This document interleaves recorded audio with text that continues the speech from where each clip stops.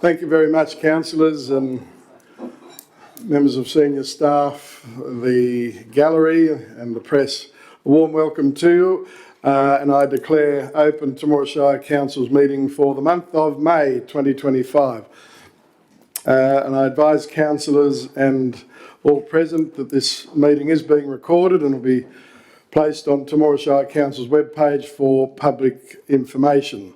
The Mayor and councillors are reminded of our respective oaths, affirmations of office made under Section 23A of the Local Government Act 1993 and advise of our obligations under Council's Code of Conduct to disclose and appropriately manage conflicts of interest. And of course, all present today, we're reminded that whilst we're speaking, that we're agreeing that our views and comments are being recorded and published. We're also reminded that if or when we are speaking, we're of course to be respectful to others using the appropriate language. Temora Shire Council accepts no liability for any defamatory or offensive remarks or gestures during this council meeting. And I'm very pleased now to call on Auxiliary Lieutenant Caleb Smith from the Temora Salvation Army Corps to lead us in our opening prayer. Thank you very much, Auxiliary Lieutenant. Dear God, thank you for, this place, for our Shire, for its people, and for all the hard work that keeps it ticking over. Dear God, I particularly pray for our council, for their hard work, even if it sometimes goes a bit overlooked by the rest of us. We pray in particular for this meeting today, for all the decisions that need to be made, for the big decisions and the tough decisions that need to be navigated. So, dear God, we ask that you bless all that happens here this afternoon. And finally, coming a month after Anzac Day, dear God, we thank you for the privilege of living in a country where this meeting happens in public for the people that we voted for. Thank you for the great privilege it is, and forgive us for those times when we take it for granted. In Jesus' name we pray. Amen. Amen. Thank you very much. Encouraging words, and we look forward to another successful Red Shield appeal. Generous Shire in Australia. In Australia. Thank you. Thank you very much. And that's an important point to remember, councillors and staff, that we've thought for all these years that Temora zone communities were the most generous per capita in New South Wales ACT, but indeed we were informed recently that it is indeed Australia. So it's something that every single one of us that make up those communities can be mighty proud of. We now go to our acknowledgement of country. As we begin our meeting today, Temora Shire Council acknowledges our traditional owners of Temora Shire's land and waters, the Wiradjuri people. We acknowledge their continued connection to country and culture, and we pay our heartfelt respects to elders both past and present, acknowledging their contribution to the Temora Shire community, a place we all call home. Thank you. Now we go to apologies, but before that, Councillor Bushell will be here in around 10 minutes approximately. We have an apology from Councillor Smith, who of course is still recuperating. At least he's out of hospital, which is a real blessing. So he's having more tests in Wagga today. And the Director of Environmental Services, thank you. Further apologies? If not, someone please move the apologies are approved. Thank you, Councillor Dukic. Councillor Hawken moved, seconded. All those of that opinion, please say aye. To the contrary, no. Declare the motion carried. We acknowledge the Acting Director of Environmental Services, the Town Planner, occupying the chair. Thank you. Any declaration of any interest at this time, please, councillors? Not, I just had one in relation to the correspondence from TBEG as a financial member. It's on page 273 as a past president and a current patron. I think Councillor Judd's the same. Yeah, Councillor Judd's declared that non-pecuniary. Thank you. Now, motion please to confirm the minutes of the April meeting of Temora Shire Council, that they be approved as a true and correct record. Thank you, Deputy Mayor. Councillor Sinclair, second for the motion. Thank you, Councillor Hawken. Moved, seconded. All those of that opinion, please say aye. To the contrary, no. Declare the motion carried. Thank you. Matters arising. The General Manager. No, thank you, Mr Mayor. There's no matters arising. Matters arising, thank you. Let's now proceed, councillors, to your late report, which is a loose leaf, the mayoral minute. Number one, Council will be aware of the recent convincing re-election of our Prime Minister, the Honourable Anthony Albanese MP, and his government. Temora Shire councillors, our staff and citizens extend our congratulations to Mr Albanese. We look forward to working with the Prime Minister, the Country Mayors Association of New South Wales, the Australian Local Government Association and Local Government New South Wales to continue our strong advocacy on the restoration of the financial assistance grants to 1% of Commonwealth taxation revenue, as well as amending the allocation methodology to have special consideration for rural, regional and remote communities. Financial sustainability is the number one issue for rural regional councils such as Temora Shire, and the status quo cannot continue. It is important to note that it's been some 50 years since the Whitlam government introduced FAGs back in 1974-75 financial year. These crucial grants are provided under the Commonwealth Local Government Financial Assistance Act 1995. It consists of both a general purpose and roads component. It's my understanding that the Australian Government will have provided over $70 billion under the FAGs program to councils right across Australia since its inception to 2024-25, the current financial year. It is critical that Temora Shire Council supports the revised campaigns that our peak bodies are currently considering. However, I believe it is also of the utmost importance that we as a council continue to do what we can to advocate and lobby our federal MP and in turn our federal government. It is important to note that the 2025-26 federal budget has a projected 0.53% of FAGs distribution, which is a slight increase on previous years. We extend our thanks to the federal government for this, however, there's a long way to go. It's interesting to note that back in 2009, when our now Prime Minister was the Federal Minister for Infrastructure and Local Government, he initiated funding for studies in local government and, as a result, formed the Australian College for Excellence in Local Government at the University of Technology in Sydney. Our former Mayor and New South Wales longest serving councillor, Councillor Nigel Judd, OAM, was one of the very last to achieve his Masters of Local Government at UTS in 2019. Sadly, with COVID striking in March of 2020, UTS lost its overseas students and then had to put off their academic staff.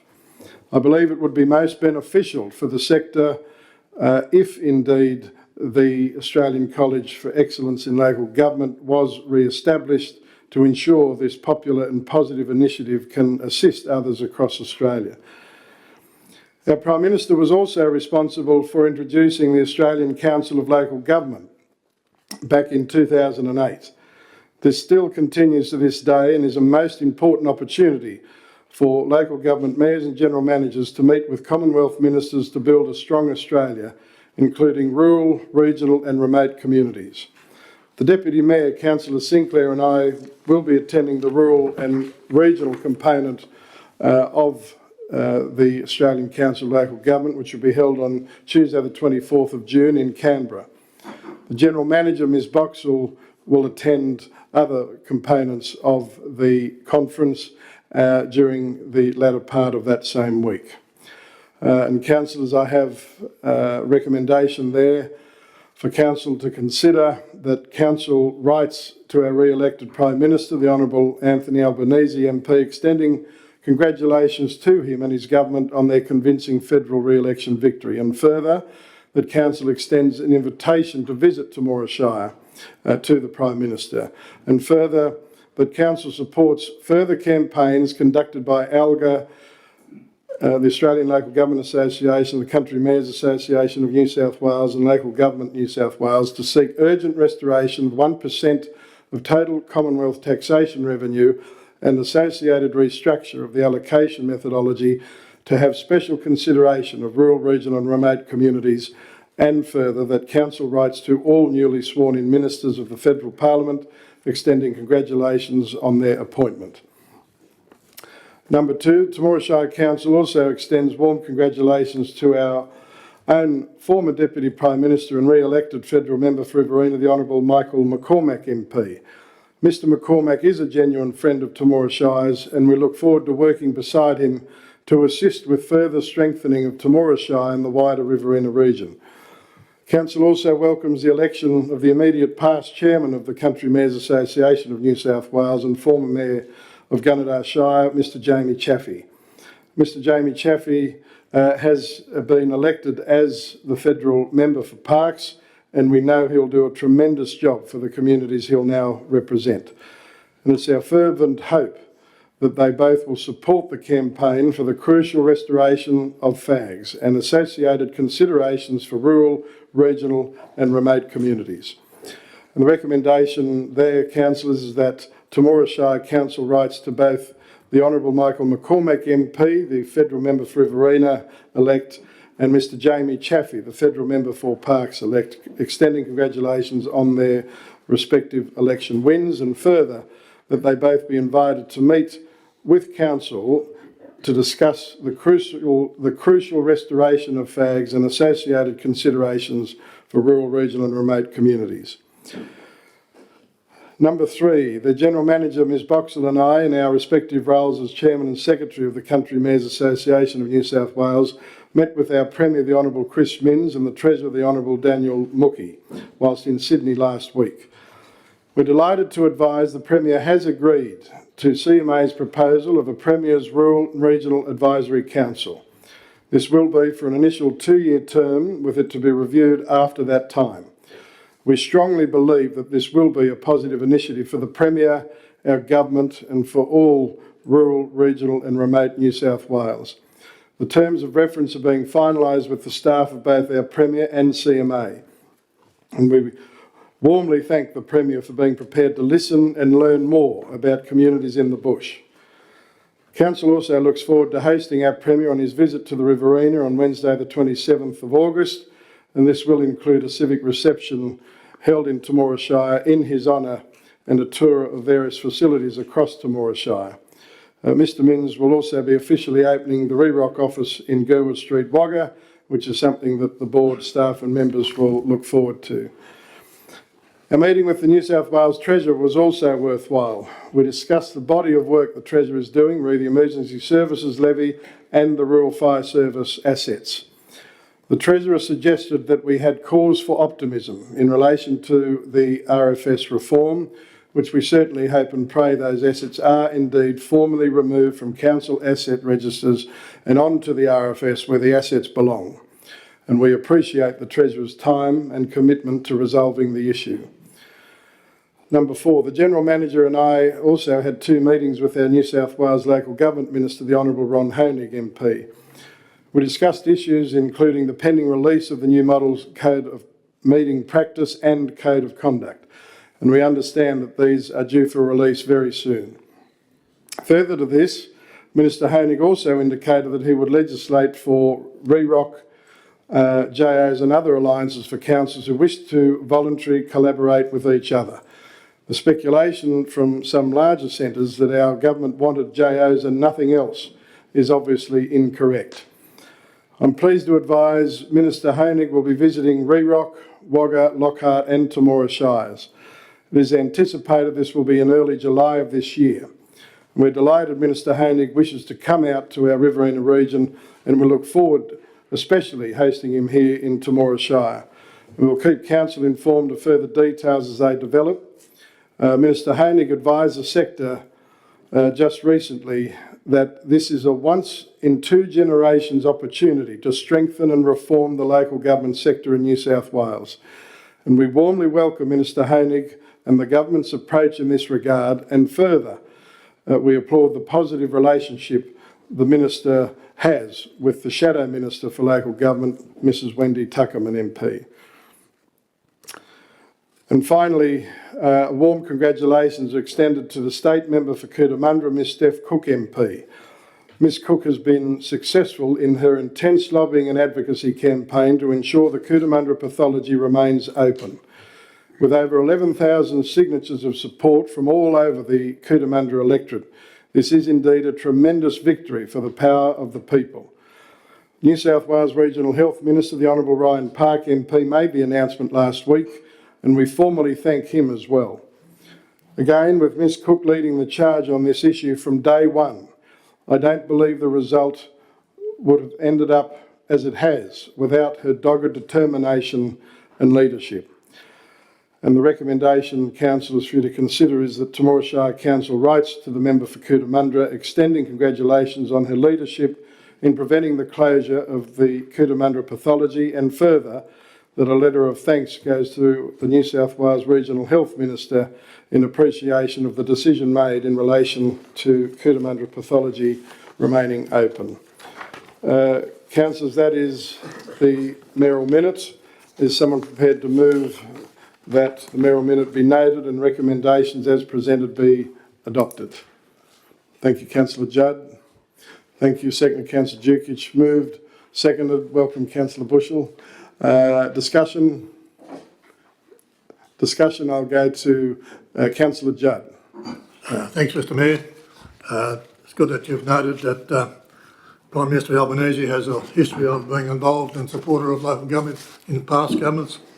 I hope that when you and the Deputy Mayor and the General Manager can get a chance to meet the Prime Minister in June, that you can recall these events. So hopefully you'll keep supporting local government in the future. So all the best when you do meet him. Thank you. Thank you very much, Councillor Judd. Further discussion? If not, I'll put the motion to you. All those of that opinion, please say aye. To the contrary, no. I declare the motion carried. Thank you very much, councillors.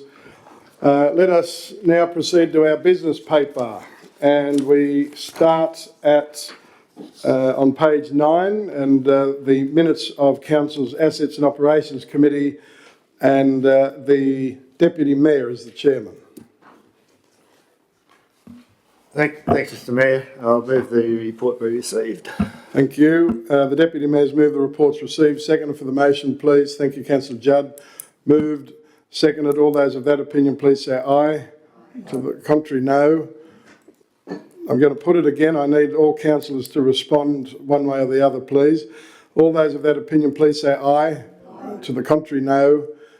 I declare that motion carried. Thank you very much. The Deputy Mayor, did you have anything you wish to draw to Council's attention from the Assets Committee report, please? No, Mr Mayor. Thank you. We do thank Councillor Judd and his fellow leaders at Area Park for hosting us for that committee day. We're very, very grateful for that, and also the several that presented to us, that they did so very well indeed. And I think that everyone learned something during the course of that day. Councillor Judd? Yeah, thanks, Mr Mayor. Certainly, I was organised once to come to public forum, but even I was impressed with it, just the way they all spoke. So it's they're good. We've had community engagements meeting at Area Park, but it's always been informal, talking with the engineer, but to have them to do it more formally in that situation, but they still all perform well. So, and the other point, I'd just like to thank Council for the support for item 4.2 on investigating the former railway land Area Park. It's nearly 3 years since the motion was passed to bring a report back, and I think it was some years before that was in the making as well. So I'm hoping something come forward positive so that Council may be able to help something happen in the future. So thanks, Mr Mayor. Thanks very much, Councillor Judd, and I was asked to especially commend the CWA Ladies Area Park for the carrot cake. Councillors, the report is there and the recommendations contained therein. Is someone prepared to move the report and recommendations approved, or is there an alternate view? Councillor Bushell, you're happy to move that way. Thank you. Seconder for the motion, please. Thank you, Councillor Dukic. Moved. Seconded. Discussion. There's no discussion. I'll put the motion to you. All those of that opinion, please say aye. Aye. To the contrary, no. I declare the motion carried unanimously. Thank you.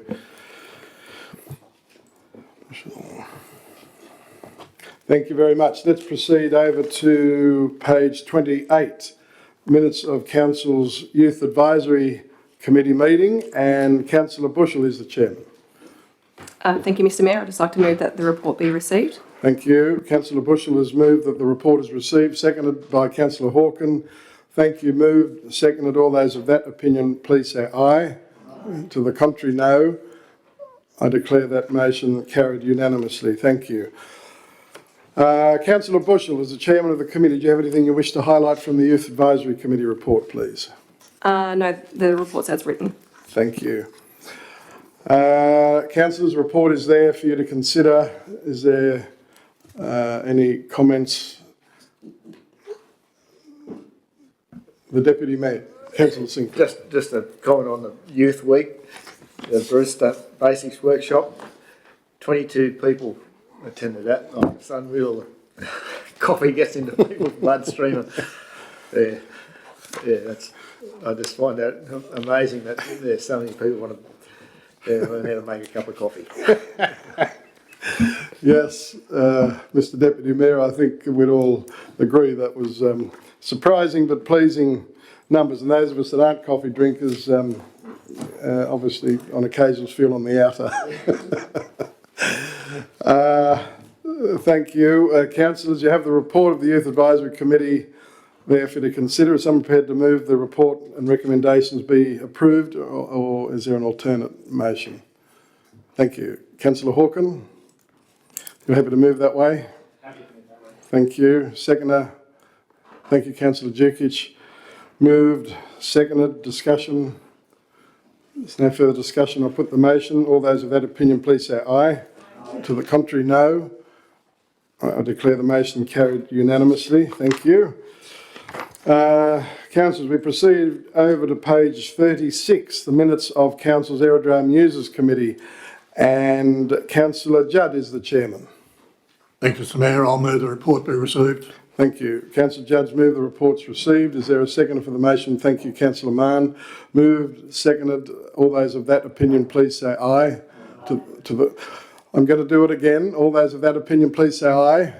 To the contrary, no. I declare the motion carried. Thank you very much. Councillor Judd, you as the chairman of the committee, do you have anything you wish to highlight? Yeah, thank you, Mr Mayor. We had one main item to discuss, and that was give approval or support for the Temora Flyers Youth and Aviation event coming up in September, and we were given details of what was involved, and it's actually only the second time this event's going to be held. I think the first one was in Brisbane. This is going to be the first one in New South Wales. So it's a bit of a coup that they've got to come to Temora, and they're expecting probably about 500 young people to come along to that event. So it should be a great thing for Temora, and also we need more young people to start keep flying, so to keep supporting our aviation estate as well. So, Exactly. Well done to the Flyers group for organising that. So. Thank you, Councillor Judd, and I think the Chamber would warmly endorse your remarks. Councillors, you have the Aerodrome Users Committee report and recommendations. Is someone prepared to move that they be adopted, or is there an alternate motion? I'll move that one. Thank you. Councillor Judd is moving, seconded. Councillor Jukic moved, seconded. Is there discussion? There's no further discussion. I'll put the motion. All those of that opinion, please say aye. To the contrary, no. Declare that carried unanimously. Thank you. Let's go to page 48, delegates' reports. We have delegates' reports. The Deputy Mayor, Councillor Sinclair. Thanks, Mr Mayor. We had a bi-monthly Golden Fields meeting in April, and then also attended the Anzac service at Springdale on Council's behalf. Thank you, Mr Deputy Mayor. Councillor Judd, delegates' report. Thanks, Mr Mayor.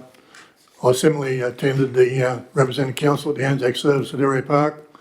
It was a very good, well-attended service. It amazes me that seems to get bigger and bigger each year as well. And that afternoon, I organised 2 plaques to be unveiled at both Davey Park and Harper Park, and it was good to see the families of former council and Shire President Jack Davey and Alan Harper was finally been recognised by some details in a plaque in those 2 parks. So up until now, it was only 12 months ago, so I realised that there was no plaque on these plaques, and anyway, that's been rectified, and I know that the families concerned really appreciated the effort in putting them there. So thank you. Thanks very much, Councillor Judd, and Council does thank you very much for pursuing that, because that had to be done. You've made it happen, so thank you so much for that. Further delegates' reports. I thank Councillor Dukic, who attended the Sportsperson of the Year dinner for Temora Shire. Councillor Dukic, do you have any remarks? Go.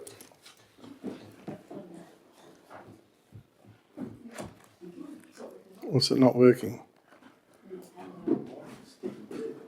Is it? So I might ask councillors if you can project your voice, please. Councillor Dukic. Attended the Sports Council function on Friday night.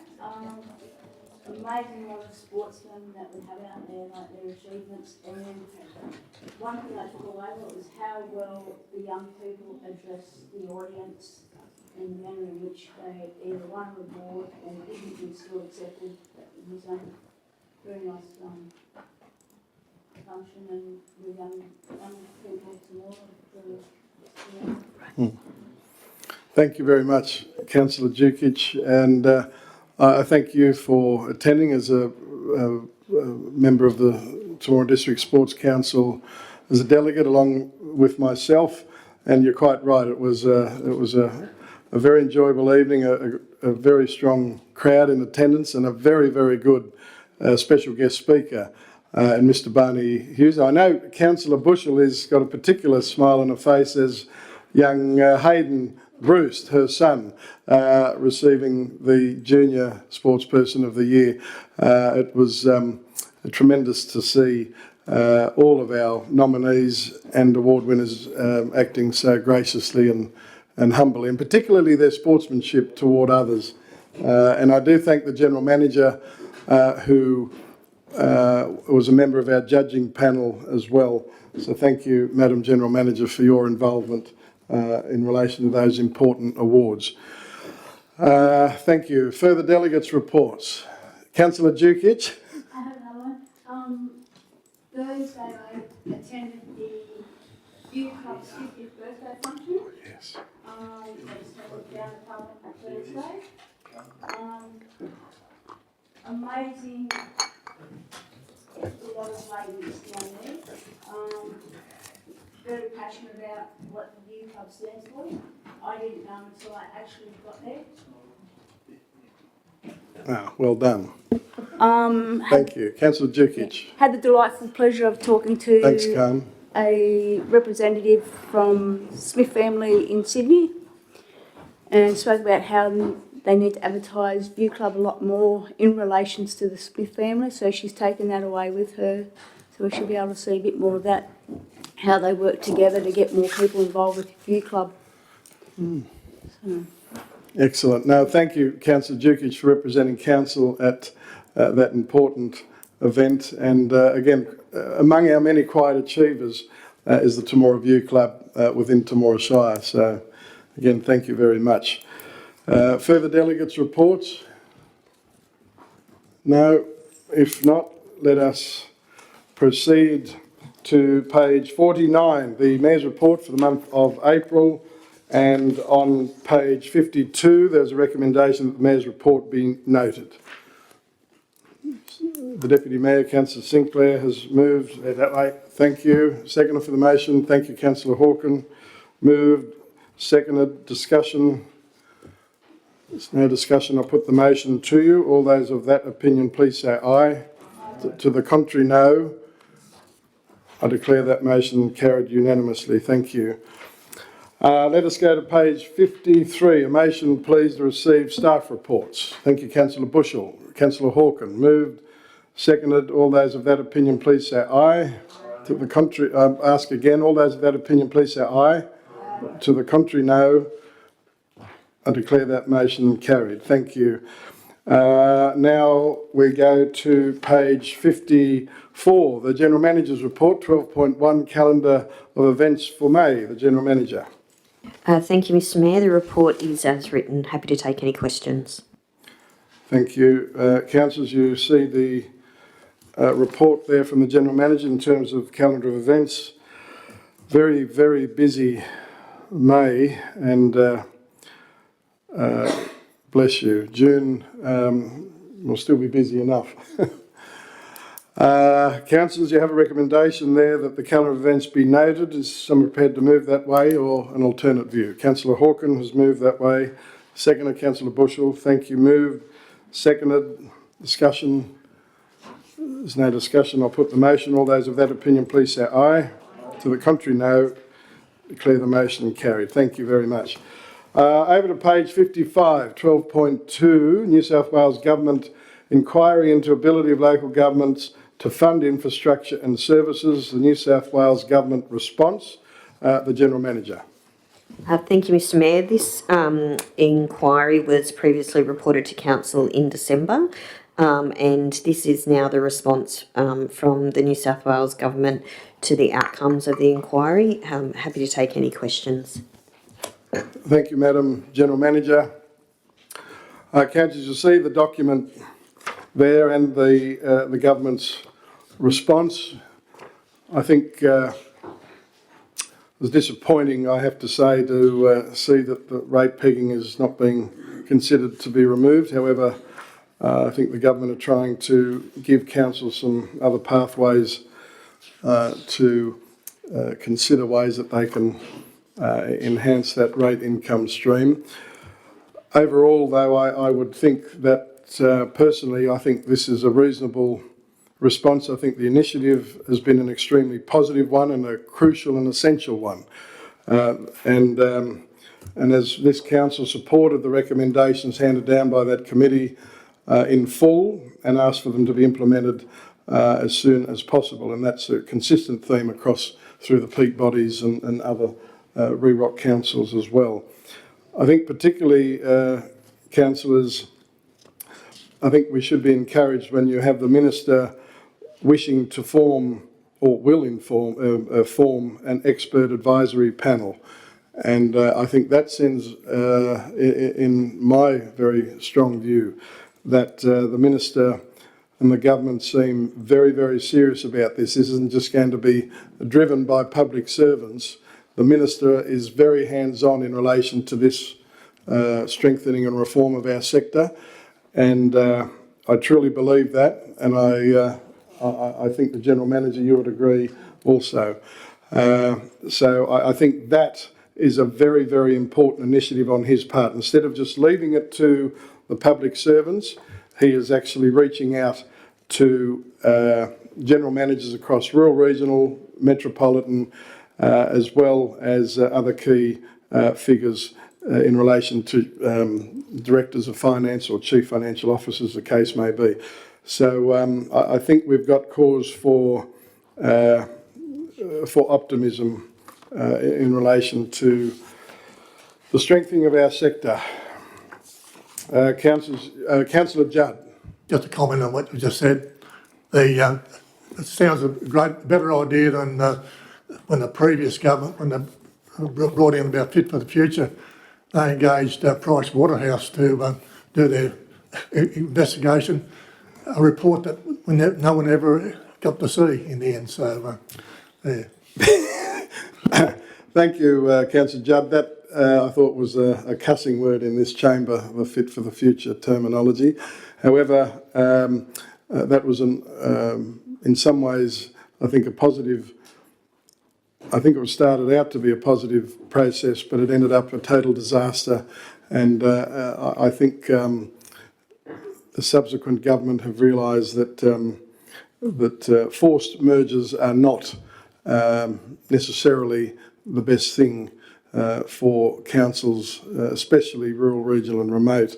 But in relation to what's before us, I think that there is cause for optimism. The Deputy Mayor, Councillor Sinclair. Thanks, Mr Mayor. Yes, I'm hoping you're right what you're saying. There is some changes, but I guess there's a couple of quick fixes in there. One of them mainly being the rural fire service. If we see that change to go back to the rural fire service off council's books, well, that'll be certainly a big move, even if nothing else comes out of it. So, but time will tell. Yeah, thank you, Mr Deputy Mayor. You're spot on. That is, and even again in our conversations with the Treasurer, the work that's being done in that space by the government, particularly the Treasurer and the Minister for Local Government, the Auditor General there, it's as far exceeds what most of us ever thought. But of course, you know, the support in relation to the financial assistance grants, of course, as well, disaster recovery, funding rate pegging, RFS, all of those things, of course, Council have expressed firm positions on. Councillor Bushell. Thank you, Mr Mayor. I do have an inquiry about as to whether, if there is a change of government, us as a council, would we revisit these recommendations again, or how does the process work? I just want a bit of an education on how it would all work. Like, we feel so strongly about them, and they haven't sort of supported some of the areas that we are feeling strongly about. Do we revisit these again? How does it all work? So if I can get an education, thank you.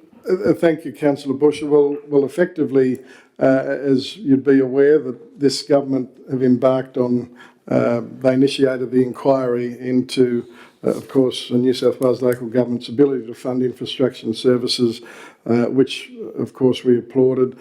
And as you know, they've put that out.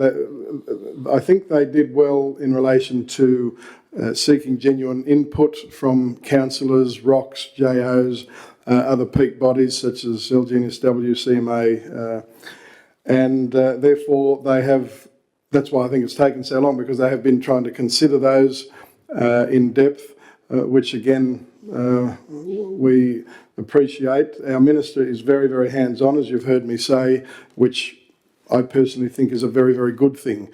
As a mayor of some 30 years, he seems very engaged. That doesn't mean that we agree with everything that he says, as you'd be aware, Councillor Bushell, but he's very, very, very immersed in this process. Now, in relation to the decisions that the government have made, it went to Cabinet, they've approved it, and therefore they are working their way through, according to the Minister, implementing where they needed to, etc. Now, if there is a new government elected, well, it is their privilege to review every single policy document, legislation, etc., if that is their will. But I think that we deal with what we have before us, and let's hope and pray that we do have the genuine strengthening of the sector that we need, particularly in the financial sustainability space. And I think that they have no option than to ensure that councils remain financially sustainable, and I think there seems to be a genuine desire from both the government and indeed the opposition to ensure that that happens. Councillor Bushell? Thank you, Mr Mayor, for clarifying that. I guess at the time that we moved that motion, we felt so strongly in writing saying that we would like the immediate adoption of those 17 recommendations. So that was a position at the time.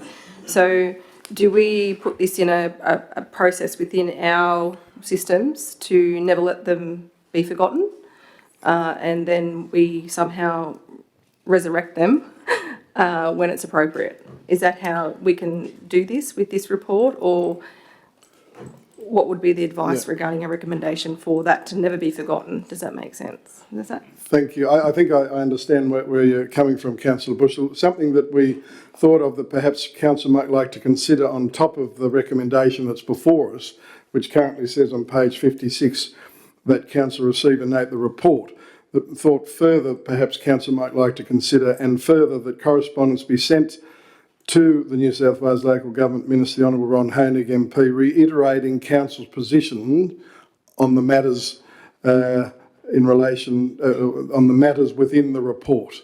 So that indeed would be highlighting to him that we still stand firm on our positions that we've articulated to him formally and informally, and then we have that, of course, correspondence in our system. So does that address? If the General Manager, you have something to add, please? Yeah, thank you, Mr Mayor.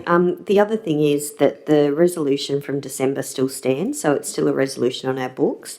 In terms of the action of writing, we've completed that, but in terms of our position, that still is noted as a standing resolution of the Council. And when we were preparing information in relation to this matter, we looked to previous resolutions that were associated with it around RFS or the financial assistance grant. So, you know, where we've adopted those positions historically, we always rely upon them to build upon for any responses that we give for these types of submissions anyway. So the resolution remains from last time, but if we were to put forward that correspondence, that again, I guess, reinforces Council's position. Thank you, Mr Mayor. Thank you. Thank you, Councillor Bushell. Anything further?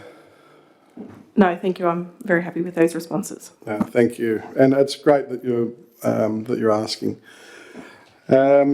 Councillors, you have a recommendation there that's on your business paper. I have just added something extra there for Council to consider. That correspondence be sent to the New South Wales Local Government Minister, the Honourable Ron Honig, MP, reiterating Council's position on the matters within the report. Is someone prepared to move that way, or is there an alternate motion, please? Deputy Mayor, Councillor Sinclair. Mr Mayor, I'm quite happy to move that motion with your with the extra. Yeah. Thank you very much, Mr Deputy Mayor. Seconder for the motion, please. Thank you, Councillor Judd. Moved, seconded. Further discussion? There's no further discussion. I'll put the motion to you. All those of that opinion, please say aye. Aye. To the contrary, no. I declare that motion carried. Thank you. Thank you very much, councillors. Let's go over to page 78, 12.3, the operational plan, quarter 3 review for 2024-2025. The General Manager. Thank you, Mr Mayor. This provides an overview of what was achieved by staff under the operational plan in the third quarter. Happy to take any questions. Thank you, Madam General Manager. Councillors, do you have any comments or any questions in relation to the operational plan quarter 3 review? There's a lot, obviously a lot happening in Temora Shire. I go to the Deputy Mayor, Councillor Sinclair. Yeah, thanks, Mayor. It seems to me everything's been tracking along pretty much up to, well, on track. There's a couple of things that haven't got kicked off for financial reasons, I think, but otherwise I think it's everything seems to be going quite well. Thank you. Thank you, Mr Deputy Mayor. I think you're spot on with those reflections. I'll go now to Councillor Bushell. Thank you, Mr Mayor. I did note that when we had the visit to Area Park at Assets that there was a couple of things for Area Park that were outstanding, so I wanted to table those. That the item on page 85, it says it's 65% complete, so not all Area Park have applied for their usual donations and rates. And that was it. That's all I found. Thank you, Councillor Bushell. So just to the Director of Administration and Finance, did you have a response in relation to Councillor Bushell's comment? Through you, Mr Mayor. So we wait for the committees to apply for their rebate. So that's the general practice. Sorry, and I'd like one to add the Area Park Hall has it as well. So Yep, that's noted. Yep. Thank you. So therefore, just for particularly our newer councillors, a reminder for all in the chamber that we understand that we have to receive submission, a request for those organisations to have council consider a 25% donation back on the rate. Okay, thank you very much. Any further discussion on the motion that's before us, and that is, we haven't got a motion before us, sorry. There is a recommendation, councillors, to consider on page 78 that the operational plan Q3 review 2024-25 be noted, or unless there's an alternate motion. Thank you, Councillor Hawken. So Councillor Hawken is moving the recommendation. Seconded the Deputy Mayor, Councillor Sinclair. Thank you. Moved. Seconded. Further discussion? No further discussion. If not, I'll put the motion to you. All those of that opinion, please say aye. To the contrary, no. I declare that motion carried. Thank you. And thank the General Manager and directors, managers and all of our staff members for obviously a very, very busy time, and we're grateful for efforts to date. Let us now go over to page 148, 12.4, Public Exhibition of Draft Integrated Planning and Reporting, IP&R documents, including 2025-2026 budget. The General Manager. Thank you, Mr. Mayor. So this report, I guess, is the result of a significant amount of work that's been undertaken almost for 12 months by the staff alongside the councillors and the community, as well as various organisations and state government agencies as well. Within the documents that we're asking to go out on exhibition is the draft Our Plan for the Future report, which we have presented the Community Strategic Plan, the Delivery Program and the one-year operational plan into one succinct document, which does address all the integrated planning and reporting requirements. In addition, we have the draft budget associated with that for the new financial year. And we also have the resourcing strategy. So the resourcing strategy is reviewed following the new term of council along with the community strategic plan. And this presents the draft resourcing strategy that includes the asset management strategy, the workforce management strategy, and the long-term financial plan. So it's a considerable amount of information within the attached documents that have been provided. These will go out in exhibition if it's endorsed by council tonight for 28 days to receive feedback from our community. I just wanted to draw councillors' attention that we had some feedback from councillors following the Councillor Integrated Planning and Reporting and Budget Workshop for two new actions to be considered by council. As we haven't previously considered them formally or informally, I've noted them at the bottom of page 149 so that if council was of a mind to include them in the draft document, we can add that to the resolution and include them in the draft document for consultation with the community, just so that we ensure that they are included for consideration. In relation to the draft budget, if there were any specific questions around the budget, I would direct them to the Director of Administration and Finance, but otherwise happy to take any questions. Thanks, Mr. Mayor. Thank you, Madam General Manager. There has been a heck of a lot of work put in by councillors and by General Manager, directors, managers and staff, so well done. It's been very intense and we acknowledge the efforts put in by all involved. Councillors, do you have any comments, any questions? Councillor Judd. Beg your pardon. So if you wish to speak, can you just press your button, please, and then you'll go in the queue. So thank you. Councillor Judd. Thanks, Mr. Mayor. I did reply at this point in feedback, but on page 150, talking about the extra stormwater charges the council is proposing in the budget, just ask the director, is there any plan to publish a campaign to explain why we're increasing the stormwater levy, please? Thank you, Councillor Judd. The Director of Administration Finance. Through you, Mr Mayor, I believe we need to do that for sure because it's such a significant increase, and that was part of the reason I specifically included it in the report here to get that messaging out. Thank you. I think it's very necessary that we do highlight what's a significant change in the budget here. Thank you. Thank you, Councillor Judd. You're right, Councillor Bushell. The question you're going to ask. Thank you. Go to Councillor Irvine. Just to comment on Councillor Judd's notice of that point.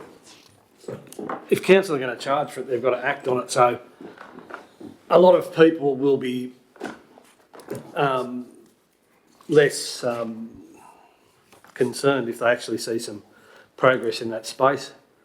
In the industrial area, there are some serious stormwater issues, and they're sort of slowly being addressed.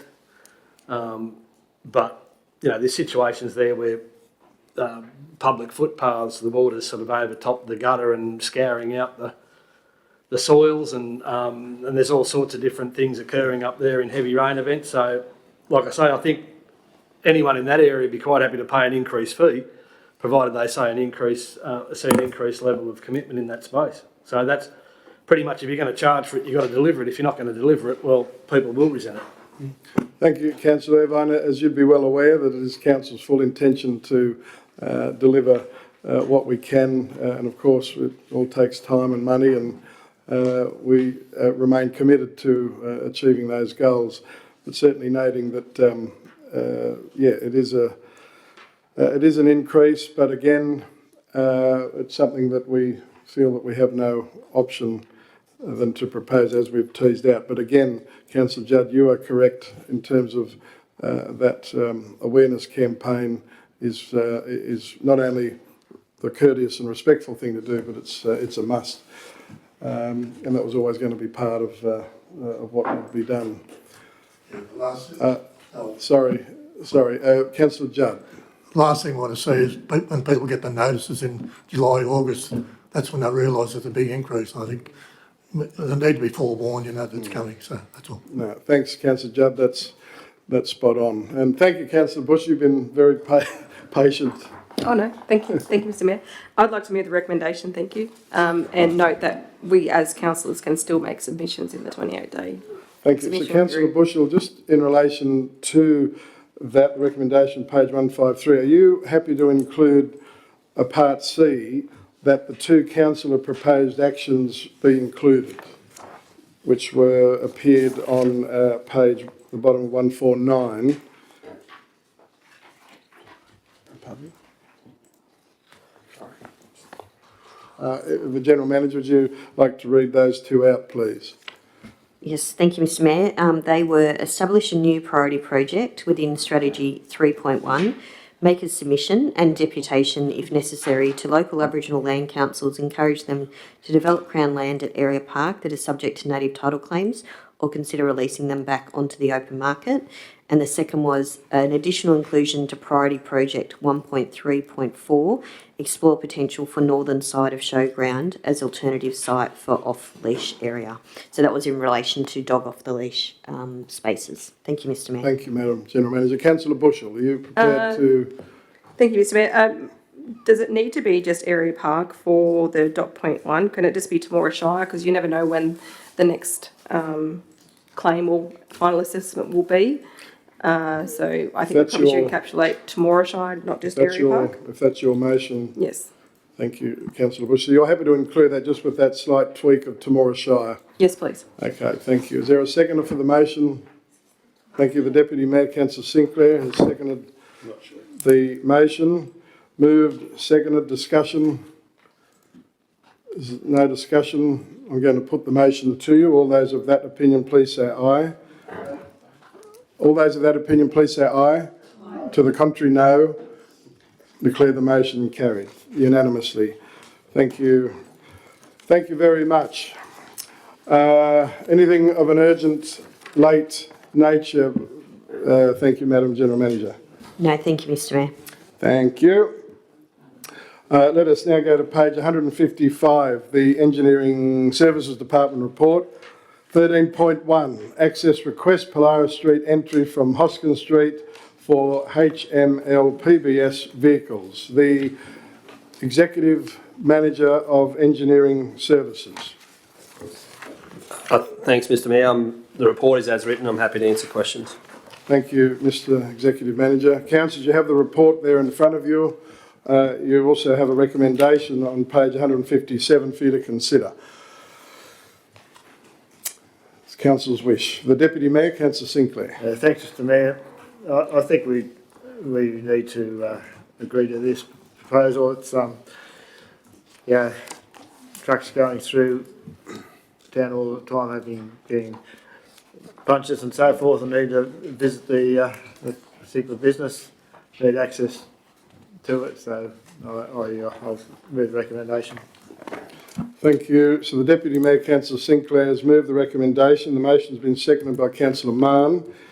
Moved and seconded. Is there further discussion? Just in further discussion, I'll just say that I support the motion that's before us, but it's just very, very frustrating when we have the road trains, etc., that come up and down Hoskins Street at will. They're not supposed to. This is, I know, a different class and a different situation, but it just seems that we're chipping away. We're chipping away at any advocacy and legitimate campaign that we have to want to remove them from our main street and urban area. But nonetheless, you have a motion before you, and that is that Council support the proposal in principle to allow access to Ballara Street via Hoskins Street for the specified vehicle configuration, subject to the required NHVR permit application being received. Further discussion, Councillor Irvine. Just a question to the engineering manager. The application, is that going to carry up to the depot of the request here? Or is it just purely for that 50-metre section? Please clarify that. The Executive Manager. Thanks, Mr Mayor. To our knowledge, or the intent has been just from Hoskins Street to the back gate of the works. Right, that's my understanding. Thank you. No further discussion. Councillor Irvine, conclusion. Just to consider the applicant then. So they're going to be required to drive around via the showgrounds and go down Kitchener Road and come down Hoskins Street to go 50 metres up McWorks. Thank you, Councillor, the Executive Manager Engineering. Correct. Thank you. Well, I'll just comment, I think that sounds a bit silly. But if that's the request, that's the request. But realistically, I don't think it'll be adhered to. Thank you. We deal with the requests that are before us. So it's been moved and seconded. All those of that opinion, please say aye. To the contrary, no. I declare that motion carried unanimously. Thank you. Anything of an urgent, late nature, Mr. Executive Manager? No, Mr Mayor. Thank you very much.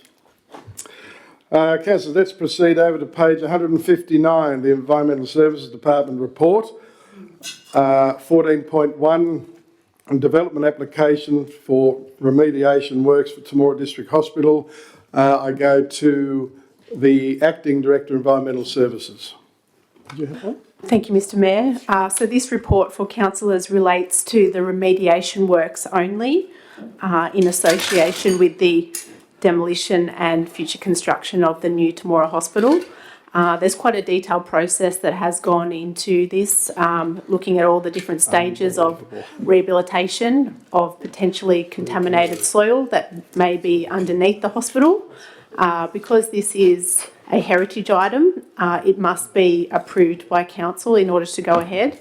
The document was placed on public exhibition and there were comments received from the Heritage Advisor and the Heritage Committee. So these are included in the report, but essentially they have been referred to the actual assessment associated with the construction of the new hospital, which is not a process that comes to council. So the report's there for the council to consider. Thank you, Madam General Manager. I just also declare non-pecuniary as Chairman of the Temora Local Health Advisory Council. Of course, it's a planning matter, so when it comes to the point, we'll have to ask for a show of hands. I now go to Councillor Bushell. Thank you, Mr Mayor. I'd just like to move the recommendation. I don't think there's any other option. Thank you. Councillor Bushell is moving the recommendation, that being that Council approve development application 17-2025 for remediation works at Temora District Hospital, 169 to 189 Loftus Street, Temora. Is there a seconder for the motion? Thank you, Councillor Hawken. Moved, seconded. Further discussion? It's a very significant motion that's before this council, so I'm sure it's it's not taken lightly.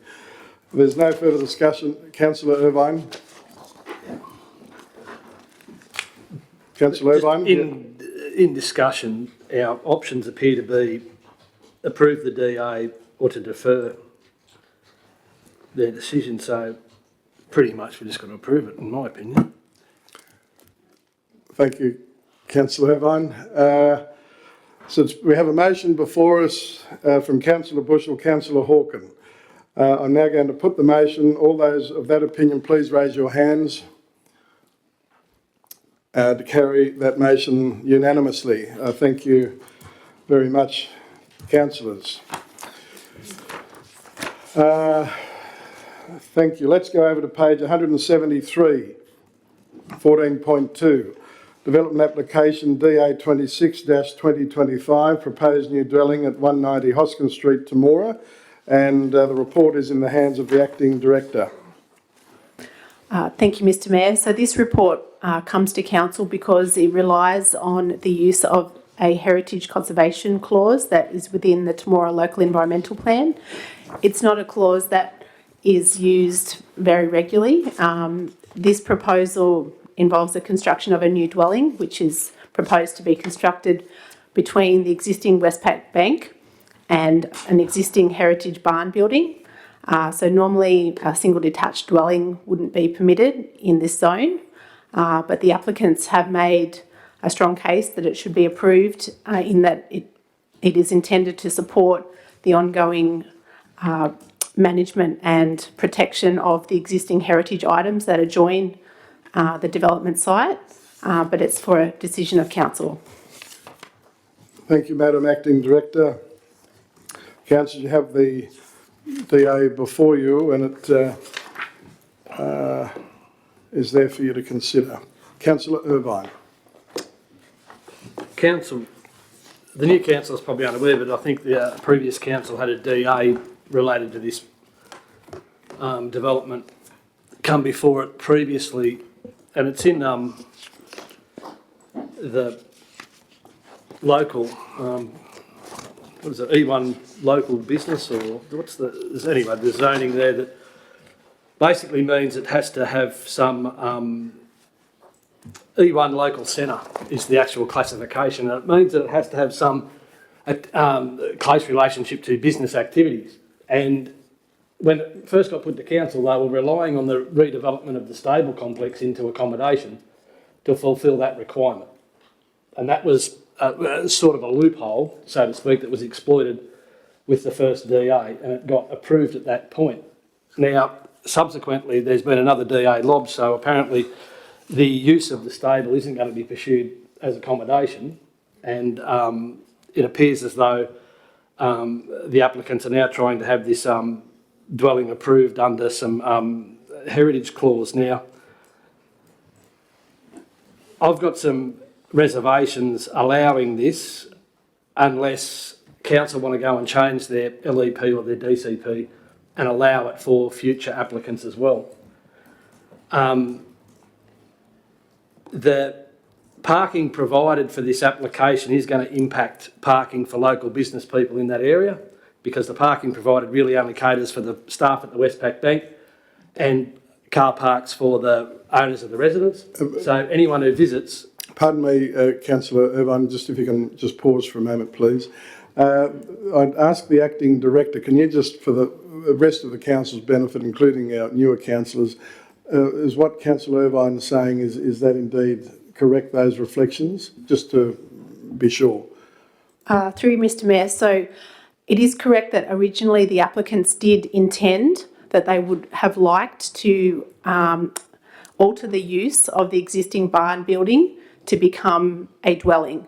And so that was the initial application. It didn't actually come to council though for that approval because on initial feedback from Essential Energy, they rejected that proposal because they said it was unsuitable to have a dwelling created underneath a power line. So the applicants had to look for a different way to achieve essentially the same thing that they thought they were going to be able to achieve using the heritage clause and allowing for a change of use of an existing building and acknowledging that there is also the potential for residential accommodation above the Westpac Bank. So it essentially looks identical to the same application that was originally submitted, but wasn't brought to determination by council because it was rejected by Essential Energy for the change of use of the barn building. So they're bringing it back forward in a different way, which is also permitted, but because it is not routinely used for approval, it's appropriate that it's brought for council's determination. Thank you, Madam Acting Director. I think that was just important to tease that out because it was that long ago that we can be forgiven for forgetting certain aspects of that consideration. Thank you. So, Councillor Irvine, to conclude. Oh, to continue. There's other speakers, that's all. So Yeah, I've got 5 minutes. Thank you. Councillor Irvine, you have the call. Okay, so there'll be a higher load for visitors for the residents, and it's a large residence and they've got family and there's going to be people want to park out the front. So there'll be a lot of that current car parking spaces is utilised a lot by the business community currently. So there will be an impact on the current business community and the facilities in the CBD for that type of thing. Now, had they proposed to put a row of shops and put the accommodation on top, tick. There's a lot of other ways they can go about this. This allowance of the residents in the CBD part was more to accommodate people who wanted to reside at the rear of a business premises that they built or above a business premises that they built. This is a residence per se. Now, I've got a question for the acting director, and that question revolves around the subdivision and whether or not the subdivision will allow a future sale of the bank to separate the bank from the residents. If the residents and the bank are to be retained as one unit and can't be subdivided and separated, then there is some narrow link to the original zoning, but it's only very tenuous.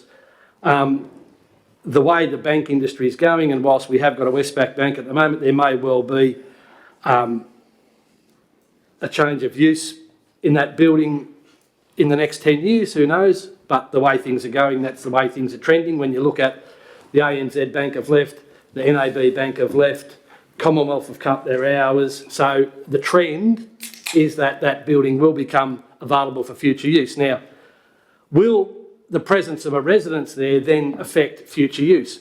Will the presence of a residence there affect the use of the entertainment venues that are in close proximity? Will this allowance of a residence in a CBD come back and bite us in the future and cause us a lot of headaches? You know, and these are the questions we need to ask. The house looks great. I don't mind the plans. But is this just going to be the start of a problem when we've got people who are trying to operate businesses and nightclubs? Oh, well, for example, the bank shuts down, someone comes along and says, well, I might put a nightclub in the bank. Then you've got the neighbours next door complaining about the noise. It seems to be in conflict with the area, particularly when we've got huge amounts of good residential land that's being subdivided as we speak, and we're trying to build residential land in the middle of the CBD. I, for one, cannot support the current proposal as it exists. I just don't think it's going to be something that's going to assist Temora in the future. I don't think it's conducive to the current use of that area, and I just can't see that this will be an ongoing good thing. And I just think it's just going to be another situation where we've got mixed uses that are going to be in conflict. So, thank you. Thanks very much, Councillor Irvine. Councillors, you have the report there for you to consider. There is a recommendation on page 189 that Council approve the development application DA 26-2025 at 190 Hoskin Street, Temora, subject to the conditions articulated. However, I'm in Council's hands. Councillor Judd. Thanks, Mr. Mayor. Question to the Acting Director. The design of the proposed house and the colour scheme, is it going to be, as it is at a heritage area, is it going to be similar or to the bank building, or not in conflict with it or not? Thanks, Councillor Judd. The Acting Director.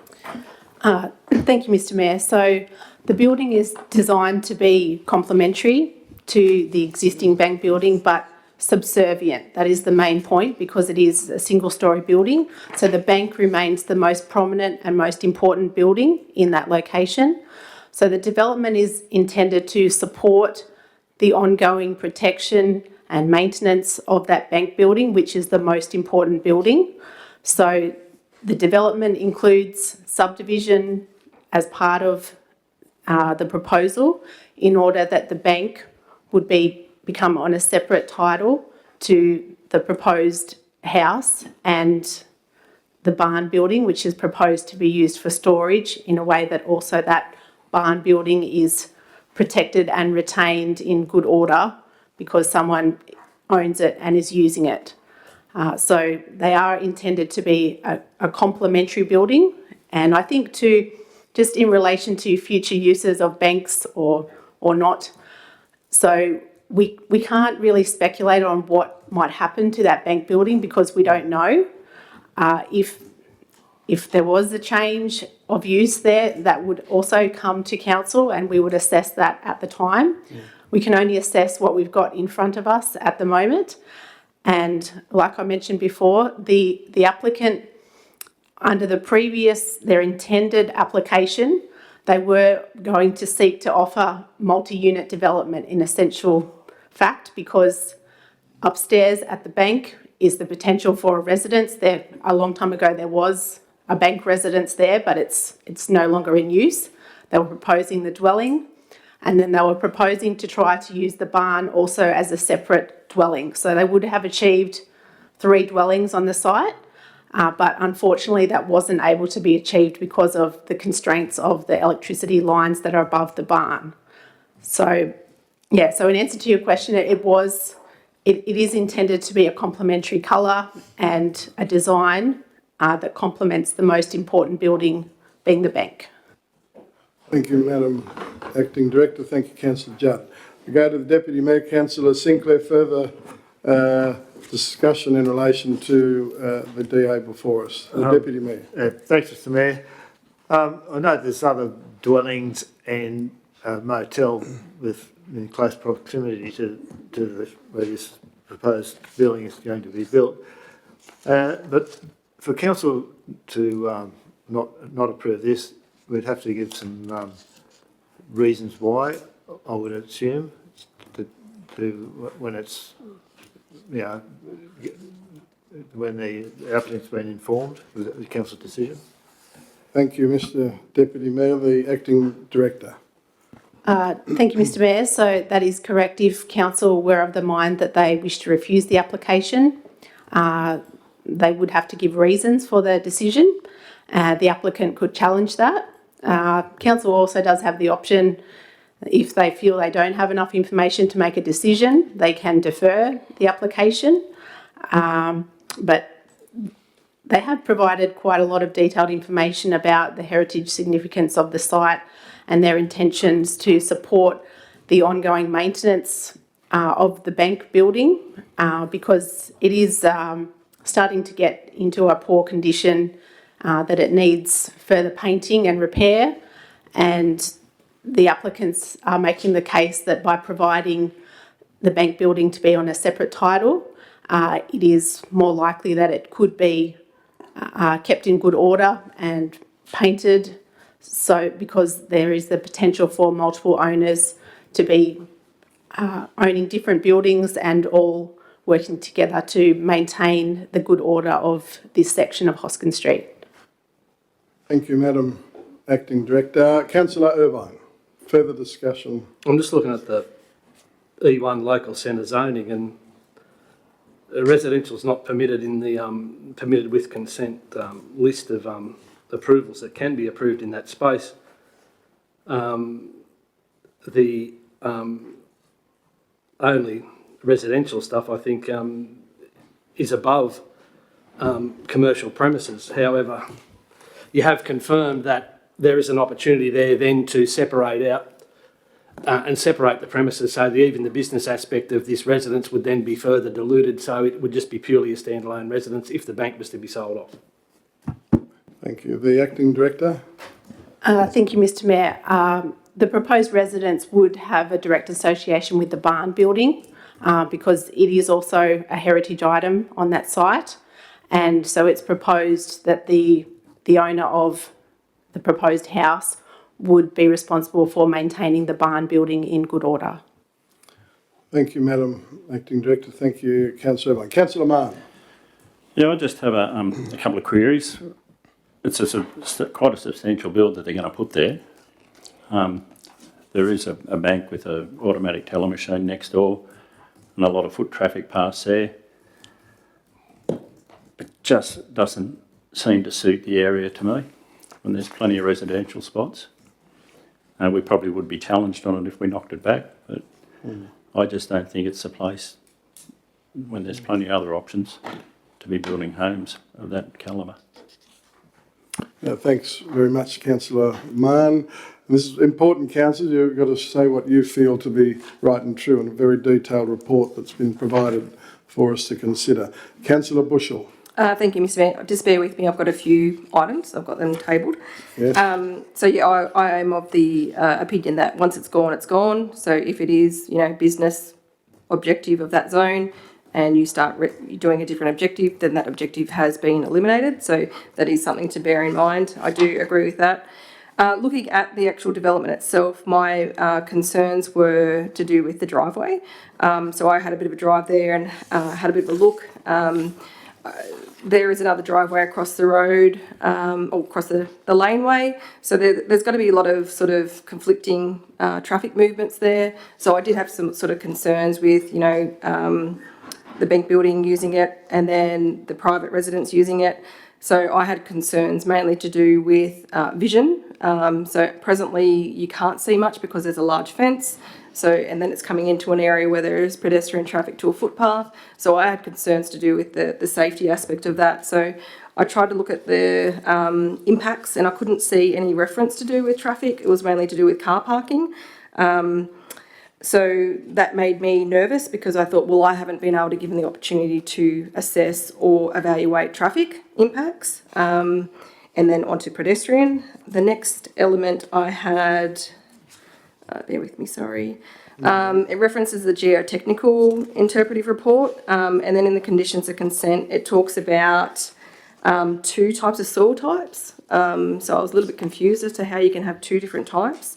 One's problem, one's MD. So I wondered whether that was an administrative error there, because once you nominate a site being problem site, it's the whole site's problem. So I was a bit confused on that. With the condition regarding the barn building shall not be occupied as a dwelling, I did have questions then, well, can then the zone objective allows it to be commercial usage?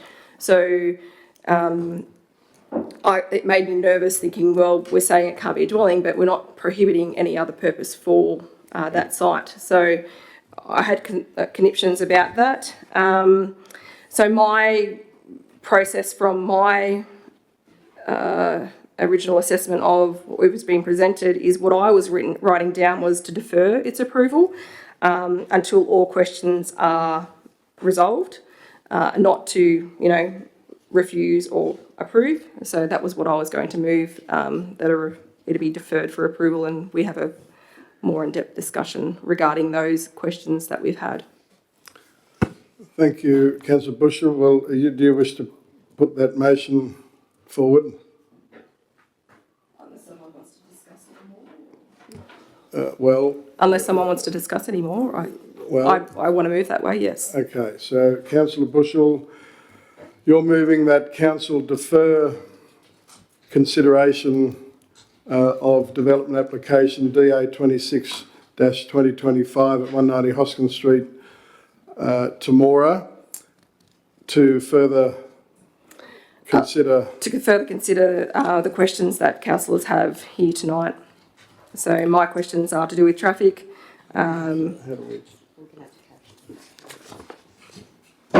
Okay, so we're going to have to capture them, I'm advised.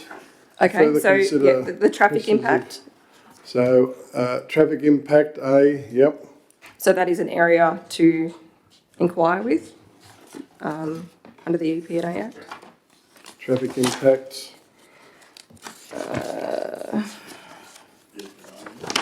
Sorry, the future barn use, yes. Future barn use clarity, yep.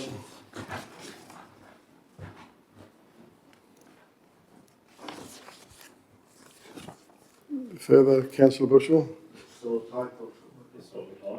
Well, that's not a ground to object. That was just an administrative in question. So, yes. So are you happy then, Councillor Bushell, with those two as part of the motion? I was interested to hear from Councillor Irvine regarding his objectives of the land use plan. So whether he wants to include something onto that, I'd be happy to include it if it fits in the realms to defer the application. Okay, well, we're in your hands, Councillor Bushell, because you're the one that's putting the motion forward. No, well then I'll leave it. So you're happy to leave it? Thank you. So you have, councillors, a motion moved by Councillor Bushell that council defer the consideration development application DA 26-2025 at 190 Hoskin Street, Temora, to further consider the questions of councillors, including traffic impact and future barn usage. You're happy with that, Councillor Bushell? Yes, I am. Thank you. Second for the motion, please, Councillor Mann. Thank you. Moved, seconded. Discussion on the motion. Councillor Irvine. Try and move an amendment to that, or an addition to it. Well, you can try, Councillor Irvine, you can try and see if the mover and second are happy to include an addition. Well, the additions would be the non-conformity with the current zoning would be another matter of consideration that I'd like explored. The fact that once the bank gets sold off, it is purely a residence. So that's another consideration. So that would mean further non-compliance with the current zoning. The future conflicts of use that need to be considered, and the future source of complaints that may emanate from being in the CBD and trying to live in a residence. So that might need to be included and considered, and the impacts on parking for the current business users that use that current parking spaces significantly. It's always chock-a-block down there. It's very difficult to get a park, and these residents, if any visitors come to visit them, they're going to be parking out the front because there's no alternative to park anywhere else, so parking. And yeah, like I say, the fact that the bank can be separated out and it'll be just purely a standalone residence. So that, I'd like those. Thank you, Councillor Irvine. Is the mover and second happy to include all of those? Obviously, we'll need all of those if indeed this is included, and indeed if there's an amendment to be considered. Councillor Bushell. Thank you, Mr. Mayor. I'm confused by the suggestion, to be honest. So you're declining? If that's what the inclusion is, so you're not happy to include all of those in this motion? then yes, I'm not, because Okay. it's confusing. Thank you. I think we would lose.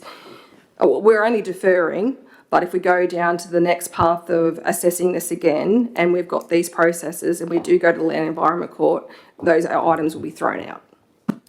Thank you, Councillor Bushell. Councillor Mann, are you happy for that not to be included?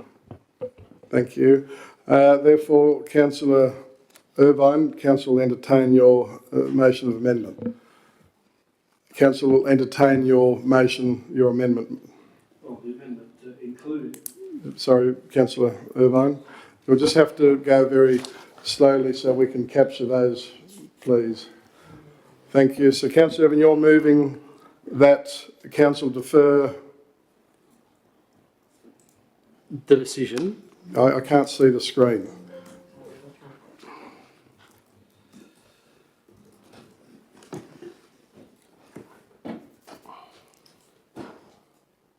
Thank you.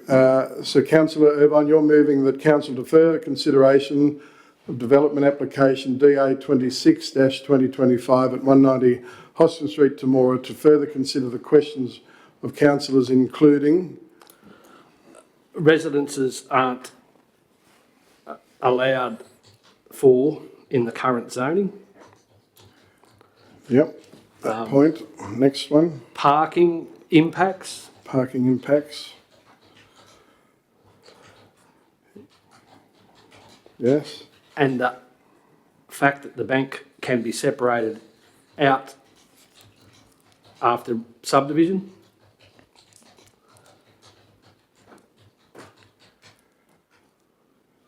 Further, that's it. You're happy with that? With the, Oh, you'd also like the others included as well? Yes. Okay. So can we also add the traffic impact and future barn usage as well, please, into the amendment?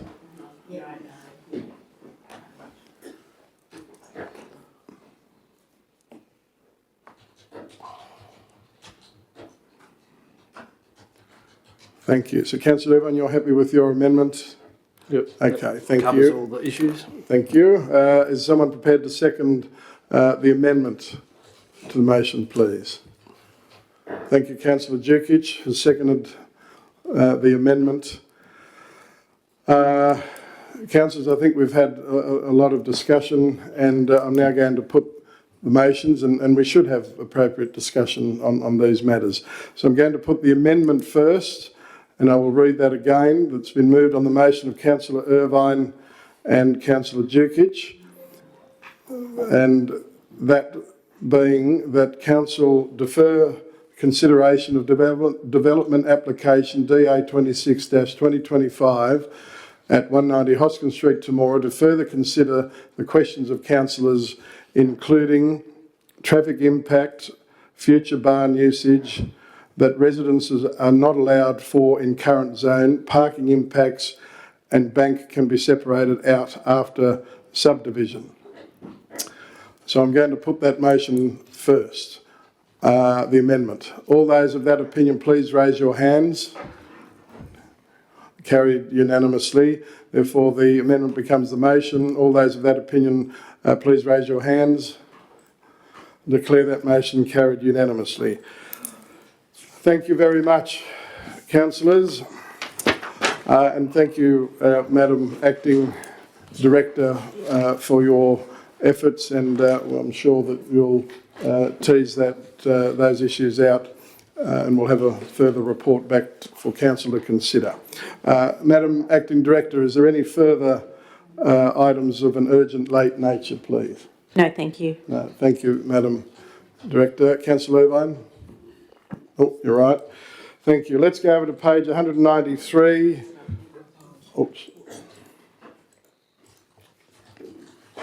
We're just catching up, councillors, just in relation to the consideration, the last item.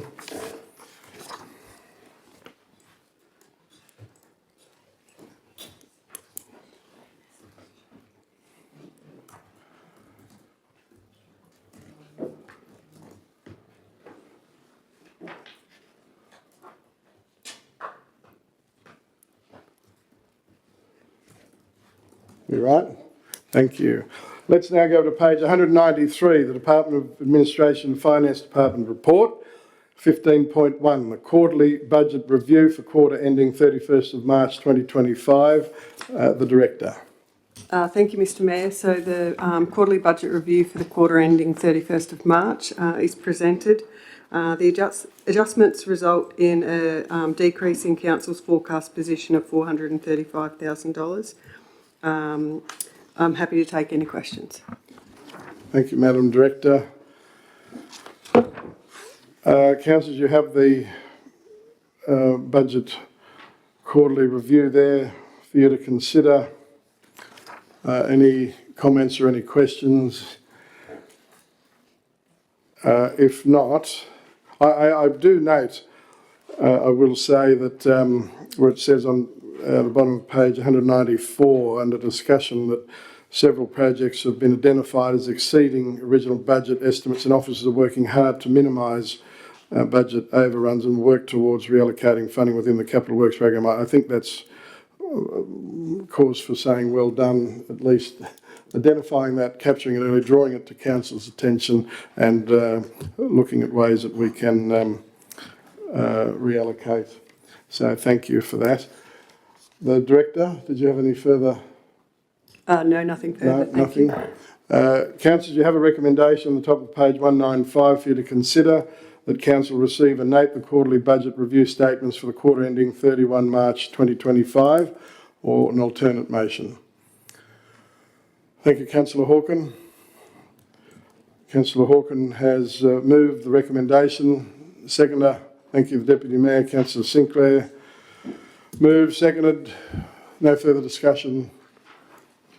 Not, I'll put the motion. All those of that opinion, please say aye. To the contrary, no. Declare the motion carried unanimously. Thank you very much.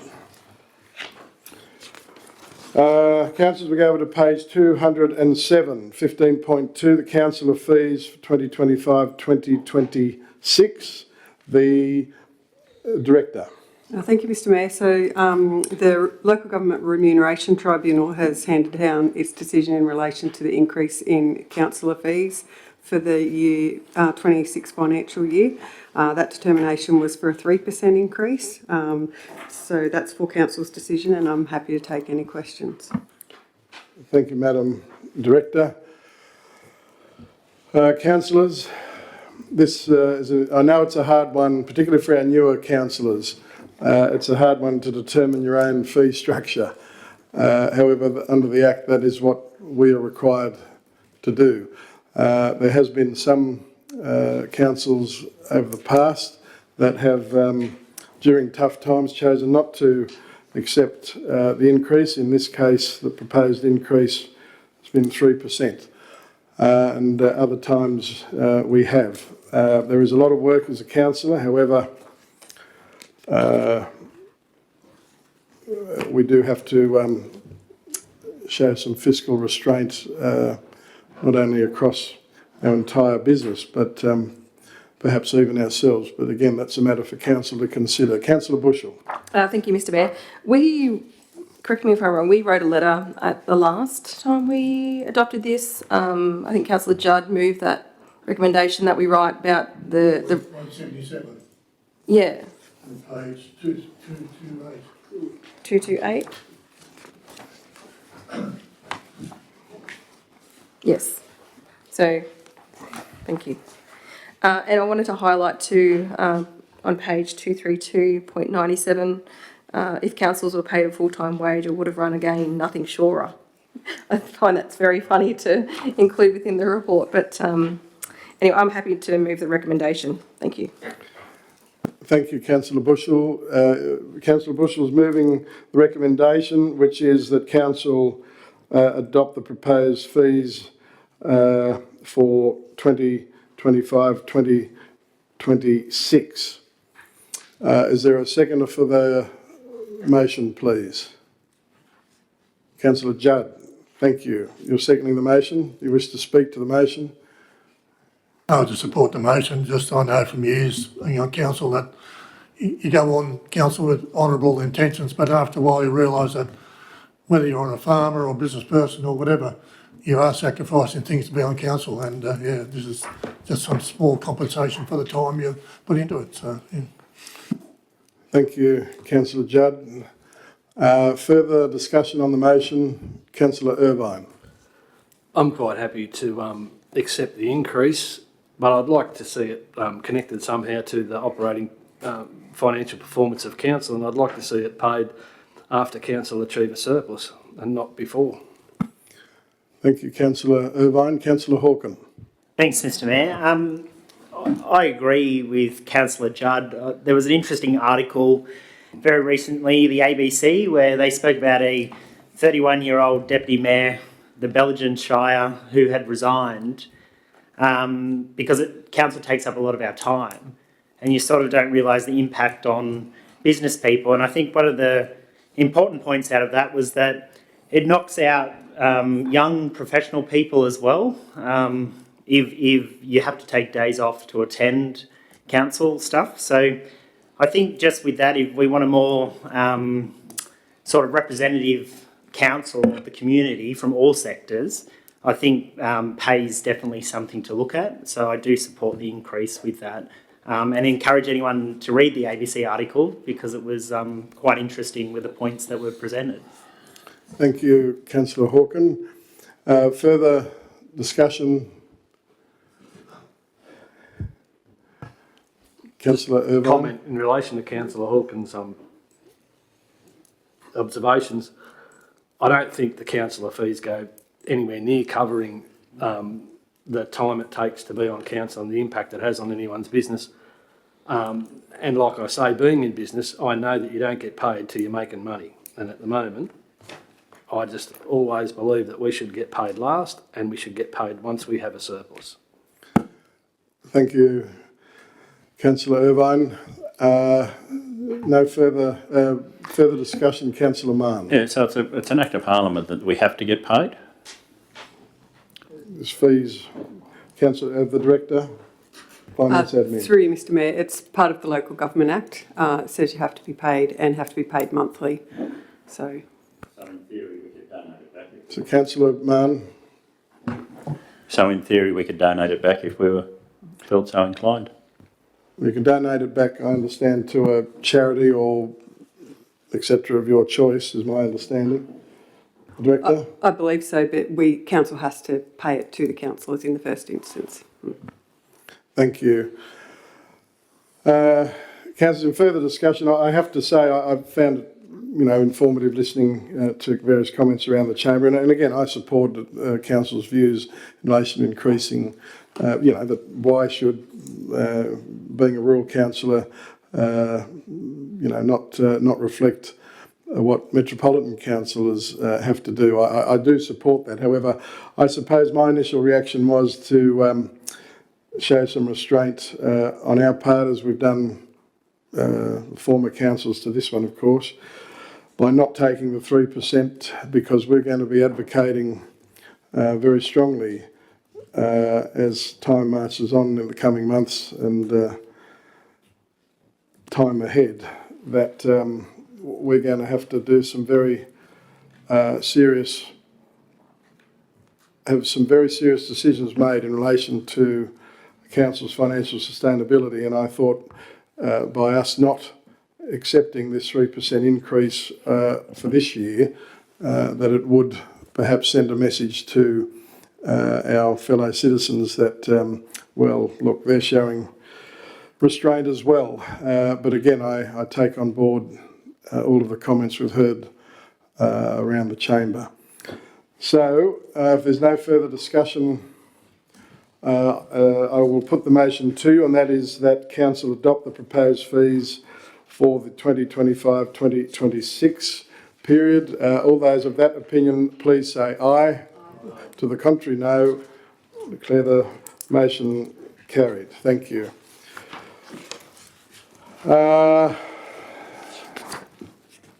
Councillors, let's go to page 256, 15.3. The draft fees and charges for 2025-2026. The Director.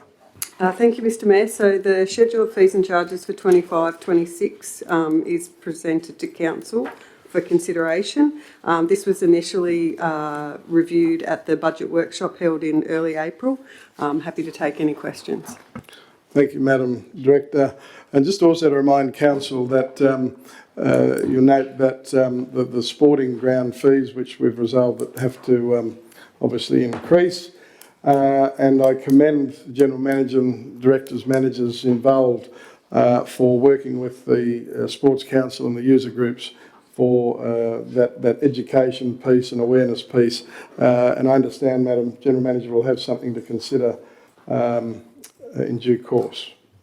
Yes, thank you, Mr. Mayor. We plan to bring back the results of the engagement with the sporting clubs to the June Assets and Ops meeting. That will primarily be around clarification and how the fees and charges will be applied in different circumstances.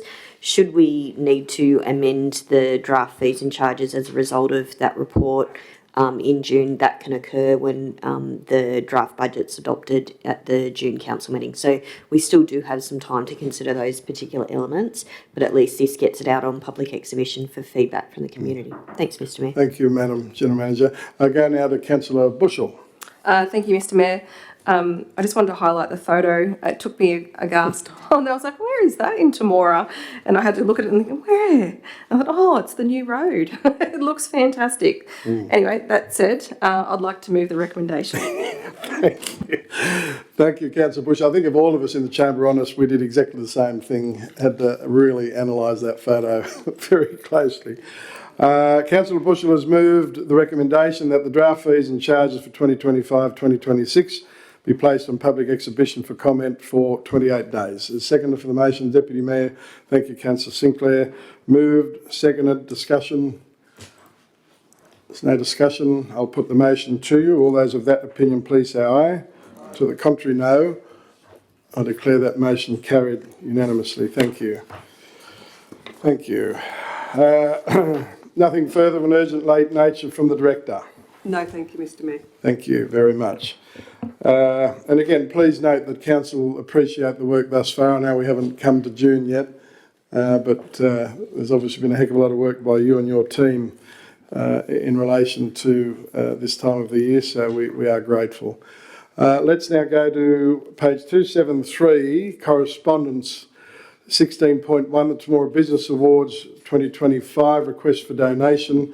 Before I hand to the General Manager, I again reiterate the declaration I made earlier in terms of my involvement with the Temora Business Enterprise Group and, of course, Councillor Judd. So I will now go to the General Manager. Thank you, Mr. Mayor.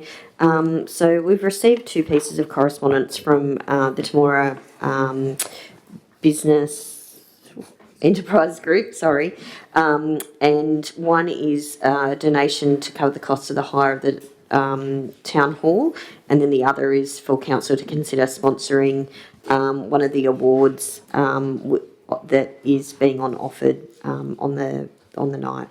Thanks, Mr. Mayor. Thank you, Madam General Manager. Councillor, just for your information, I just teased out from the General Manager and Director of Administration and Finance, just in relation to, for Council's benefit, what do we currently do in terms of assistance for TBEG? So some of you may remember that the Executive Officer position of TBEG, we introduced that several years ago, and Council were fantastic partners in that space. So currently there is $8,000 provided to TBEG annually for that particular position. Now, remember, Council, TBEG used to be a committee of council, Section 355, whereas now it's an incorporated body on its own. And further, we're advised that there is $2,954 in the 25-26 draft budget to support the TBEG Christmas Fair, which includes road closure costs and associated traffic control. So I wanted to draw that to Council's attention first, so you can obviously make a fully informed decision.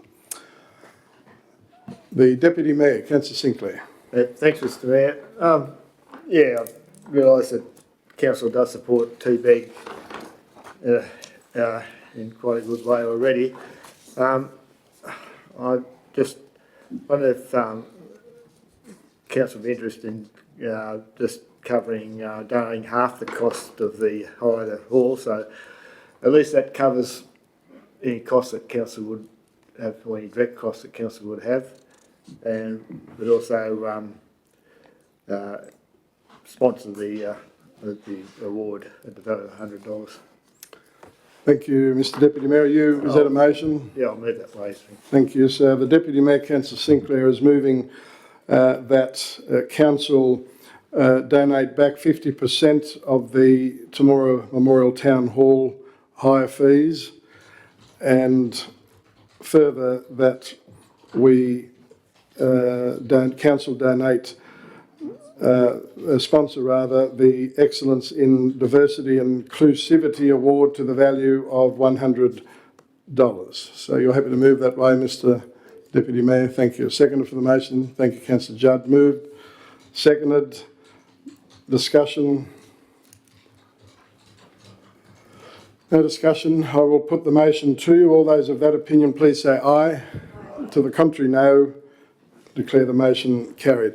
I just wonder whether, Madam General Manager, talking about perhaps a donations policy, is that something that, if just to have more formal, I suppose, rigour around that, is that something that you think would require a motion, or is that something that you can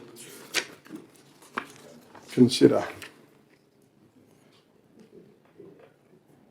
The General Manager. Thank you, Mr. Mayor. It is something we can consider and put forward to council for consideration. Happy to have a motion if that's what would be required. We would be guided by the Local Government Act in terms of how donations are managed significantly, but there could be localised expectations brought into that. Thank you, Madam General Manager. So, Council, do you think that, would you like to have a donation policy draft to consider? The Deputy Mayor, Councillor Sinclair. So we've already got a donation policy for the sort. Not that I'm aware of. Isn't there something that's... No, that donation, we've said that we allocate in the budget 15,000. Yeah. So we don't have any framework around it. That's the point. Councillor Irvine. It probably would be helpful for councillors to see again the events that the council have taken on board and fund annually, because there's some events that we've accepted that used to be in the donations that we've just taken on board as get funded. And then there was always that 15 grand that council could allocate. But I think if you went back and reviewed some of the decisions, they'd be consistent decisions anyway. So I don't know whether the donations budget be reduced and that money become a permanent allocation to those events, because I'm pretty sure you could go back the last 3 or 4 years and see the same events get sponsored each year, and then just make the donations budget smaller. Like I say, I think it's probably worthwhile to see some sort of a discussion about it. Thanks, Councillor Irvine. Before I go to Councillor Bushell, the General Manager, you wanted to make a point? Yeah, thank you, Mr. Mayor. So those regular events and those regular donations are within the draft documents, within our plan for the future documents are all listed in there. So if councillors would like to see what we do on an annual basis, all of those are documented, and they've come from past resolutions or past positions of council. Thank you, Madam General Manager. Councillor Bushell. Thank you, Mr. Mayor. I do have concerns of having a framework, because we do tend to debate a lot of these donations with a bit of, dare I say it, with I can't even get it out. Fluidity. Well done. I think I can get that better. So, each time we assess each, with its merits. And I think if we had like a framework, it would be really hard to sort of get that left field, element in that happens every now and then. Like we have seen it every 12 months, something that comes up that's just a little bit different that we haven't experienced. And we thought, oh, that's a great initiative. It's going to do this for the community. So I kind of feel like a framework could restrict us, but I do like the idea of seeing one. If you can get one, then by all means. Thank you, Councillor Bush. And your point is well made, but perhaps again, it's sort of, whether it's a policy, whether it's guidelines, perhaps even you might want to term it as just some basic guidelines that may assist council.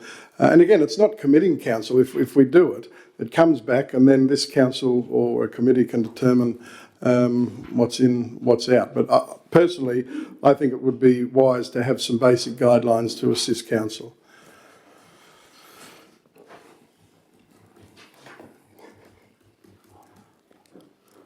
Is someone prepared to move that direction?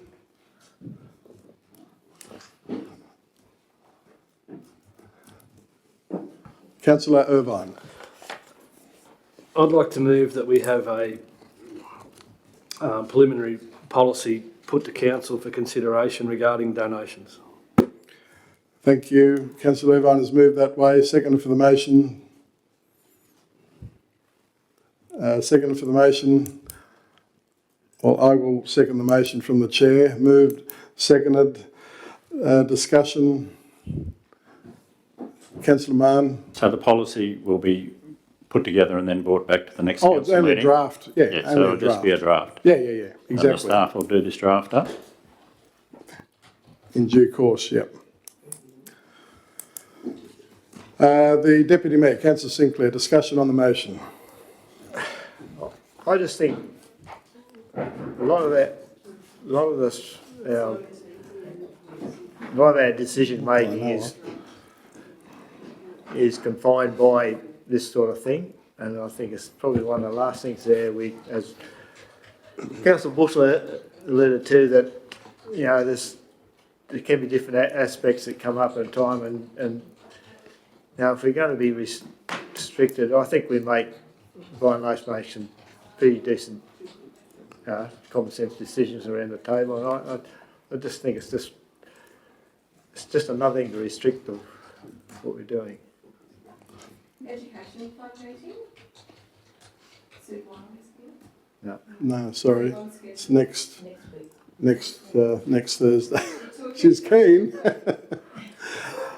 Thank you, Mr. Deputy Mayor. I know, but we're probably assuming that what's in that that policy, that perhaps listening around the chamber, if the motion was to pass, that there may be those considerations put in. However, thank you, Mr. Deputy Mayor. Is there further discussion on the motion?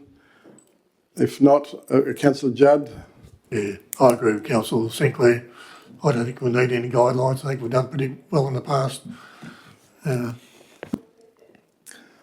Thank you, Councillor Judd. Councillor Hawken. Thank you, Mr Mayor. I would agree with Councillor Judd and Councillor Sinclair. I think each donation's made on merit from the discussions that we have in the chamber, and I don't necessarily think guidelines are needed for that. Thank you, Councillor Hawken. Again, just to reiterate that these guidelines are not, or the policy that's in the motion, it's not to restrict us, just to provide some basic framework. But again, I thank councillors for their discussion on the motion that's been moved by Councillor Irvine and seconded by myself as the Mayor. So I will put the motion to. All those of that opinion, please say aye. Aye. To the contrary, no. No, I declare the motion lost. Thank you very much. Now let's now proceed. Madam General Manager, do we have any urgent items of correspondence, please? No, we don't. Thanks, you. Mr Mayor. Thank you. Let's go to page 282, the Councillor's information paper. Motion to receive the information paper, please. Thank you, Councillor Bushell. The Deputy Mayor, Councillor Sinclair, moved, seconded. All those of that opinion, please say aye. To the contrary, no. Declare the motion carried. Thank you. Councillors, any items? One item, page 283, I've asked the General Manager to please invite our new-ish road safety officer to meet councillors on a committee day or some other appropriate time. So we'll look forward to meeting him for those that have not. Any other items, councillors, in the information paper? The Deputy Mayor, Councillor Sinclair. Thanks, Mr Mayor. I did have a query from a resident out at Springdale Way about Wallundry Road. It's to do with, I think it was a feedlot been carting a lot of gravel across it, and it was, I don't know whether, I'm trying to remember whether, I think it was since the road's been reshedded or something, and the road's back to that where it was before. Thank you, Mr Deputy Mayor, the Executive Manager of Engineering Services.